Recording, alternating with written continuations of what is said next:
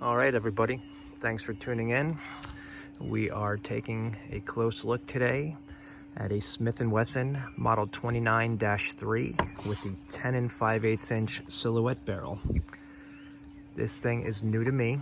We are currently at the beginning stages, 2 weeks into the pandemic of March 2020 with this coronavirus. Hopefully, by the time we're watching this video in a few years or in a few months, this is just a memory, and hopefully we're not going to be like, well, this is from the start, and hopefully this thing ends as quickly as it begins. But it seemed like a good idea to get this gun before they became even harder to get.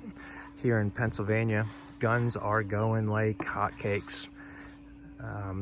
I was fortunate enough to get this on Gunbroker right before it really hit the fan, and I was actually concerned about being able to get it transferred because the Pennsylvania Insta check system was so backed up. There was all these nightmares about it, but luckily I got it. This has been on my wish list for some time. This is, like I said, a 10 5/8 inch barrel. It's already been safety checked, but since I'm going to put my hand in front of the muzzle, we'll check it again.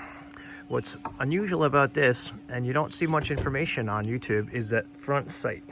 Okay, so it's a 4-position adjustable front sight, and I don't know how well the camera's going to pick this up, but I have it set at number 1 right now, and that's a little bit dipped in. I don't know how much of this we're going to see, but what you would do is you would press that down, and here it's at number 2. That's going to raise it a little bit. You see how that front sight's moving up? And then let's go right to front sight 4. Seems to keep it flush right there on the top. And I haven't tuned anything, but it looks like an Allen head will tune them in. So I haven't even shot this thing yet myself. I've only had it for a few days. Like I said, I'm happy to have gotten it. It is a 6-shot 44 Magnum. This particular example was made in 1985, I think, to 86, judging from the serial number lookup. I don't have the book, but luckily on smithandwessonforums.com, a guy was swell enough to do that for me.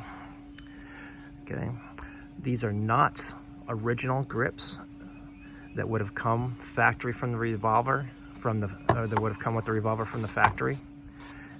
These are currently borrowed from my 8-inch nickel gun, which is a 29-2. I am refinishing the stocks that came with it. They are speed loader cutout. So I wanted to just get this video up while I got nothing going on today.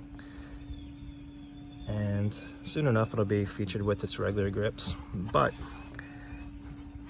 action, nice and smooth. Single action, of course. It's like one step away from this, like willing it to fire.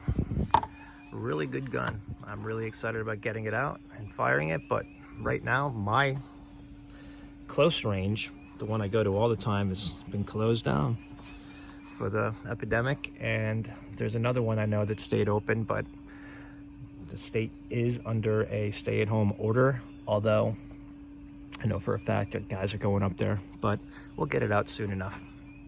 Thanks for looking.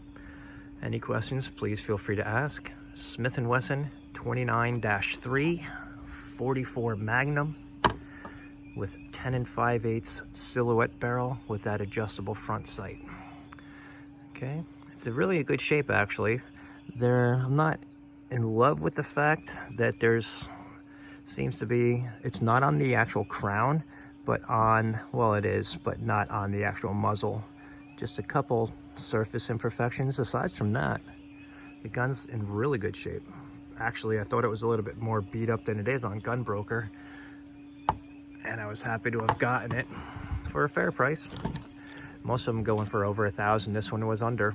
So, thanks for watching. Any questions, please let me know.